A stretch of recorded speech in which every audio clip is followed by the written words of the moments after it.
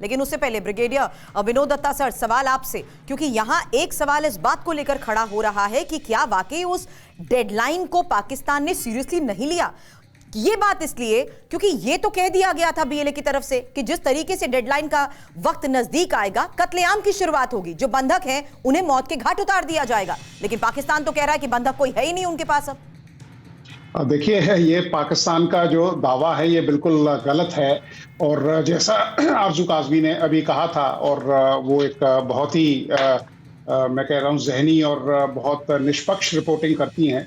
तो उन्होंने ये बताया था कि पाकिस्तान की जो हुकूमत है उससे कह दिया था कि साहब हम लोगों ने इतने रिहा कर दिए हैं, क्योंकि बीएलए जनरली जो बुजुर्ग लोग होते हैं, महिलाएं हैं या बच्चे हैं या खवातीन वगैरह हैं, उन पे कोई इस तरह का अत्याचार या इस तरह से उनको तशद्दुद का शिकार नहीं बनाते हैं। तो वो उन्होंने खुद ही उनको रिलीज किया हुआ था। उन्होंने खासकर जो सैनिक हैं या जो और जो जवान लोग हैं उनको उन्होंने बांध के रखा हुआ है।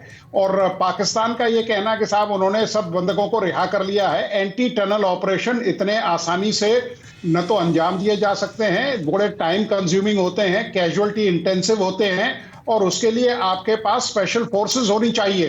तो ये कह देना पाकिस्तान का कि साहब हमने सब रिहा कर लिया है, तो ये लोगों को गुमराह कर रहे हैं। दूसरी बात, बीएलए ने खुद ये बताया है कि वो बातचीत के लिए तैयार हैं, और उनकी मांग ये है कि जितने भी उन लोगों के जो काडर हैं जिनको उन्होंने पकड़ रखा है उनको रिलीज किया जाए, तो वो नेगोशिएटिंग टेबल पे आ सकते हैं। और मुझे पूरा, लेकिन सर ऐसा तो कुछ हुआ नहीं। आप दोनों पैनलिस्ट ने एक बात कही है और आपने इस बात का जिक्र किया है कि बीएलए का जो पैटर्न रहा है वो कहीं ना कहीं सिविलियंस को टारगेट नहीं करता। लेकिन सर इस बार तो बीएलए बहुत मजबूत पोजीशंस पर नजर आ रहा है और बहुत प्लानिंग के साथ इस बार हमलों को अंजाम दे रहा है। और उसका ये बयान पहले ही वीडियो में आना कि हम कंटिन्यूअसली ये हमले जारी रखेंगे, जिसमें उसने चेतावनी सिर्फ पाकिस्तान को नहीं बल्कि चीन को नाम लेते हुए भी दी है। इसको लेकर भी आपसे सवाल करूं।